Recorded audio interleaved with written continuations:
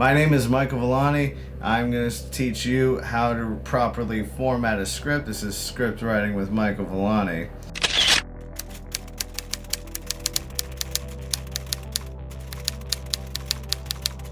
I'm by no means an expert. I'm even still learning. You learn every day. I've been doing this now for about 7 years. The first 4 or 5 weren't that great, but getting my juices flowing, learning a little bit on the way. But I think when I was about 20, 21 is when I really started to get the flow of the format. And honestly, you're gonna get nowhere if you don't have the format. This tutorial, I shot it. I shot the damn thing, but I totally botched it because I'm out of focus. I'm alone.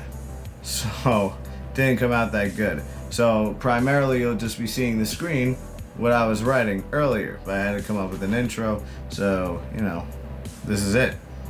Enjoy. So now we're back on the Celtics. So, like I was saying before, the interior exterior, so that is either INT period or EXT period. That symbolizes interior exterior. I'll show you guys in the window over here, interior. And then the location comes next after space, and you write whatever it is. And in this case, it's a coffee shop. So we're making a coffee shop. Space hyphen, and then space again, and whatever the time of day is, and here we pick day. And like I said before, when you press enter, it gives you the action setting. And so in this case, I'll show you guys, I'll drop it fucking down again. So there's scene heading, action, character, dialogue, parenthetical transition. I really don't mess with shot and text. I took screenwriting classes, never really had to include that stuff. We just want the people reading the script to go along with the story, and those other things make that easier. So here's Jimes. He's a character. So now it's like when the people are reading it, they want to know, who is Jimes? What is Jimes? What does he look like?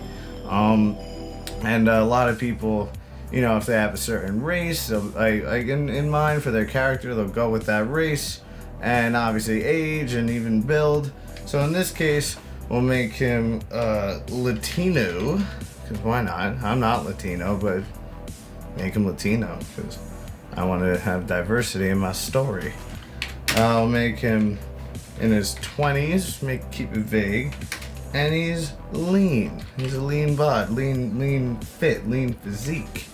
And then the action. So we want to say, well, what is he doing? What's going on with Jimes over here?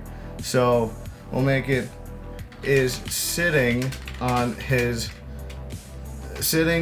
a table with his laptop open, sipping from a mug. Now if you notice, I capitalized laptop and mug. Why? Because if you're writing a script, odds are your goal is to shoot it. And when you get to the shooting aspect of it, or the planning, the pre-production, you want to make sure you know exactly what props you need for the scene, and it also helps just to emphasize for the reader what is the person doing with their hands and holding stuff, doing things.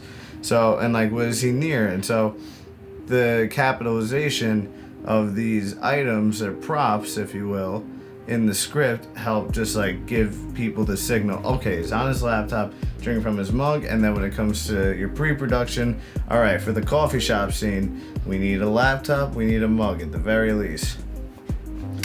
And so that's like the first action. And then suddenly a woman, now notice I wrote woman. I actually struggle with this, so if you guys have any feedback on that, I would love to know.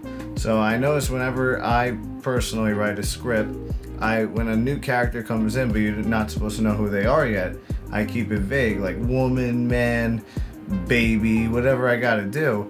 So in this case, and then eventually once a character reveals their name, then the pronoun becomes the name, becomes a character.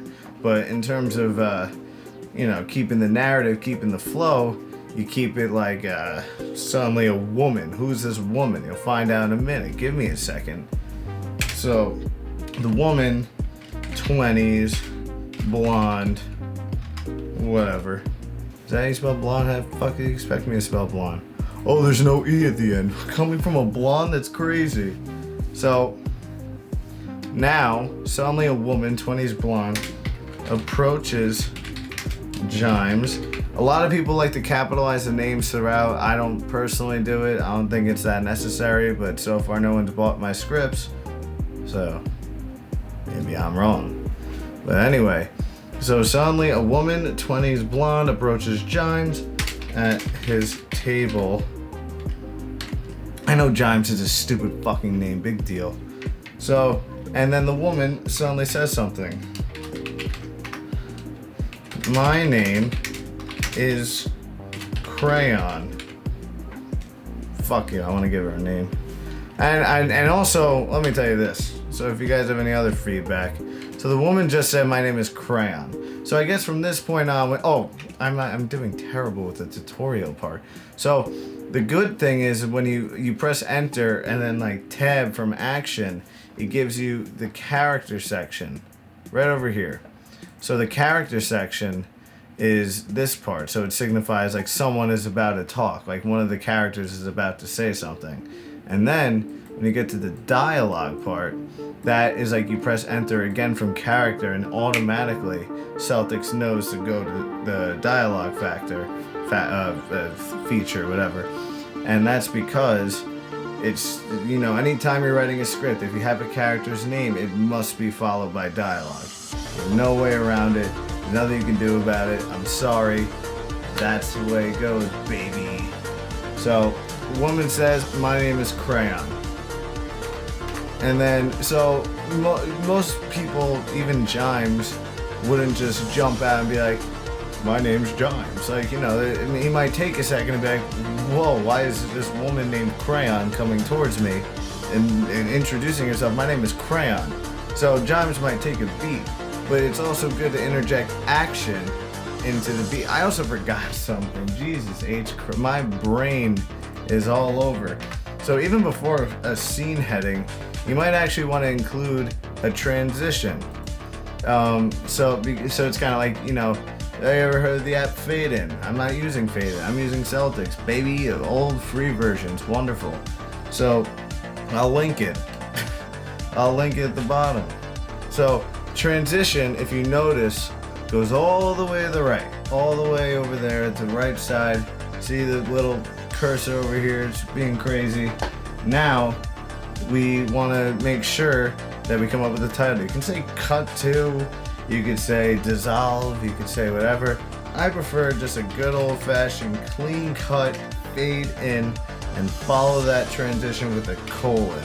That's how all scripts should start. I'm all over the place right now. But you're getting the information, you're learning if you just listen.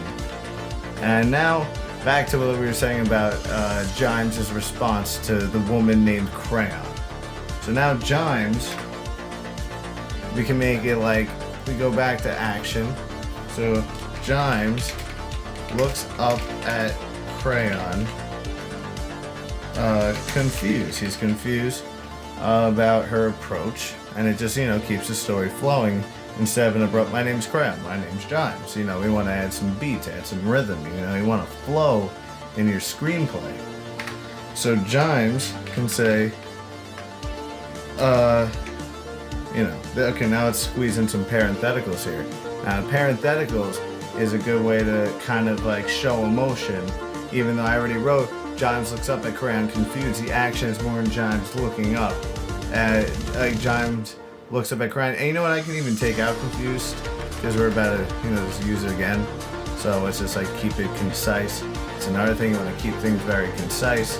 You don't want to get too wordy, even with your actions. You know, I know the big guys are like, I'm so descriptive. My scripts are like books. Yeah, but when you're just starting out, people do not have time to waste on reading your book-length script. It's just not gonna happen. Wait a second, I need to breathe. All right, so now we're going back to the parentheticals, and like I said, be concise at first. Once you get the clout as like a dope screenwriter, then you can be very I write books. Like my scripts are books now. Like I can. My Hateful Eight's 1,000 pages in the first act. Like nah. Don't do that at first. You're just asking for trouble. No one's gonna look at it. If you want to be a book author, be a book author. I'm not teaching you that though. I have nicotine dependency. I'm sorry. So now, without further ado, let's get to that long anticipated parenthetical. And Jimes is gonna say, well, Jimes is confused, and he'll say confused like, my name's Jimes. Hey, I'm Jimes. Like, or he can even be a cool guy. Maybe he's confused, like, and he can extend his hand or something. We'll get to that. Jimes. Crayon reaches her hand out to Jimes. And Jimes grabs her hand to shake it. There you go. It's kind of like a little bit more action, but in one little sentence. And then Crayon can say something like, do you mind if I sit with you? Jimes can say something like, sure, go for it. Crayon takes a seat across from Jimes, smiling. Or no. Like, hey, see, this is where the parenthetical's coming in. And so Crayon's gonna go like, actually, yeah, nah, we'll get to that later. So she'll be smiling. Thanks. What you working on? And this is a cool part about dialogue. Writing dialogue, you can write in slang. You can write kind of fun, free way. You know, like throw in like what you, or like damn dude, or I don't know, whatever slangs are. And then you can throw them in and use that in the dialogue.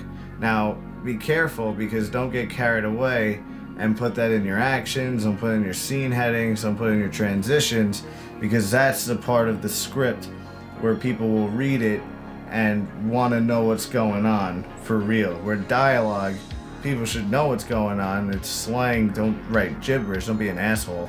But, you know, you can have more fun with the dialogue. And dialogue is very hard. I'll actually go over a whole thing about dialogue in an upcoming video, because that's, so far, a lot of the scripts I read, it's as if people talk in monologues. They talk in big, fat things. And it's supposed to be a back and forth conversation, the scenes I'm reading and all. I'm just reading paragraphs of I gotta go there, I gotta do this, I gotta do that. Don't necessarily explain it all. Let the audience do some work. That's a big thing. But we'll get to that later. So, thanks, what you're working on. Now, here's a fun thing. The number one thing about writing any script, you want the inciting incident, and the inciting incident is like what sets off the whole story. Excuse me. I'll fall out of big lunch. But, so the whole thing is with the inciting incident is that you want it to be like as soon as possible. They say with a feature-length script, it should be within the first 3 pages, have the thing that's going to set off the whole rest of the movie. In this case, we're writing a page, maybe, so we want this to happen like right now. Her sitting with him is not necessarily the inciting incident. I mean, it might be if you want. It depends where we go with it. I don't know yet. I'm literally just writing as we go. I don't know what's gonna happen with this. So it's Crayon smiling, what you working on, and we can get crazy like Jimes hacking the CIA, and maybe just to like make this a little more ha-ha, hoo-ha, we'll make this a comedy action thriller. Why not? Now, Crayon sips from her coffee cup. It is 2 E's. Shit. Is it? The fuck you spell coffee? How do you spell coffee? I knew it was 2 E's. Ah, shit. I'm immediately discredited. Can't do anything. Crayon sips from her coffee, because that's how it's actually spelled. Her coffee. Gov knows how I capitalize it, like I was saying before about the capitalizing, the this, the that. And now so now she sips from her coffee, so Jime says, I'm hacking the CIA. And Crayon spits her coffee all over. Not all over, because that'll damage Jimes' laptop, and we don't want that to kind of cause. Why not? She spits her coffee, and it gets all over the laptop. And this actually, and now this is actually cool. This is a very useful thing with parentheticals as well, besides just like a confused, laughing, smiling, whatever description of like what they're doing when they talk. And this is another thing. If, let's say, notice how there's Jimes hacking the CIA, an action that disrupts the dialogue. So Jimes is now continued, but don't write the whole word continued, because that's like a whole I-N-U-E. It's a whole other 4 letters. Just put C-O-N-T''D. I don't know why. It doesn't matter to me, but that's how I did. That's how they do it. That's what they do. So continued, and now is the whole thing. So write action. I press tab. Character. We don't need character. It's already a character. Oh, it's being a bitch. All right, let me do dialogue. So the dialogue from here, it goes, my laptop.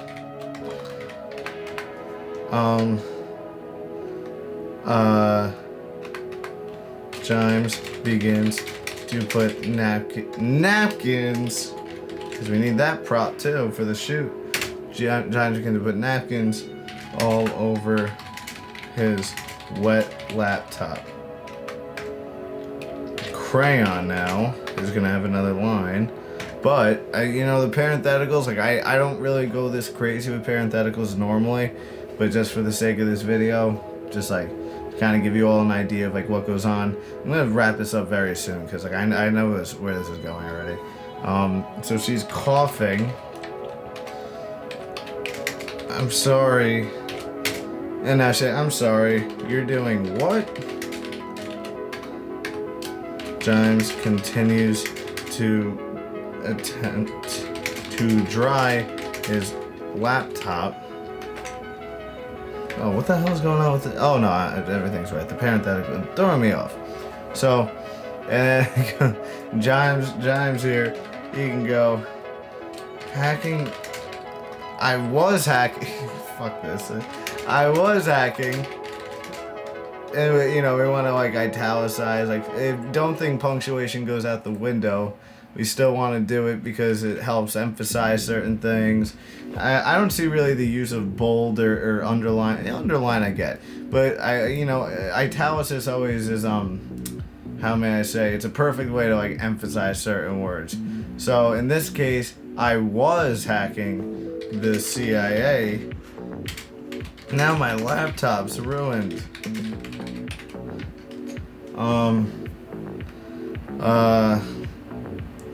So Crayon stands up and let me get you some more napkins. And Jimes can say, it's too late. My laptop's broken. You need to get me a new one. A new lap? Oh, she could laugh, because that's kind of like a goofy kind of question. So it's like, put that in the parentheticals. Laughs. You need me to buy you a new laptop? Jimes. Well, yeah. You broke it. You broke it. I can't afford it. Jeez, this is sounding like a fucking porn right now. Well, you broke it. And she's like, I can't afford it. And John's like, we gotta find a way. And I was gonna make it like, we gotta find a way to get me a new laptop to finish this hack. Now let's, you know, you think it's gonna go like they gotta go to the computer store. Everyone's like, oh god, they're gonna go to the computer. He's gonna make her buy it. Crayon's like, I have a laptop at home. You can borrow it. See, you're already developing character. Now, I didn't get too crazy with their descriptions because this is more of like a formatting lesson rather than anything else. But, you know, we'll get to the descriptions in my next one. I don't remember what I said I was going to do in the future, but we'll get to that too. I have a laptop at home. You can borrow it. Perfect. Jimes and Crayon walk out of the coffee shop. And now, last but not least, because there's no shot, I'm gonna try to write more of this nonsense. Their names are Jimes and Crayon. I sound like a fucking 3-year-old. Now, but the last part, last but not least, fade out. So that's really it for now in terms of how you format certain parts of it. We can get deeper into it, but this is definitely a good thing for beginners because I've even seen people who try to write film scripts and they're just like all over the place. The format's all off. You give that to any agent, any studio, they'll look at it and laugh in your face. You'll get no opportunities. So if you want to get any opportunities, you gotta at least have the format down. And this is a free software. Celtic's free software, easy peasy. So this is really all you have to do. Something crazy. And just like, if you watch this video, you at least know what each term means that are up here. Shot and text, I'll just have to look into more if there's actually any real value to that. But yeah, we got our script here. I'll attach it at the link at the bottom of this video, and I hope you guys feel like you got something out of this. I sure did. I had so much fun writing this goofy script with you, and hopefully you getting a sense of what this script writing stuff is all about. So, see you guys in the next one.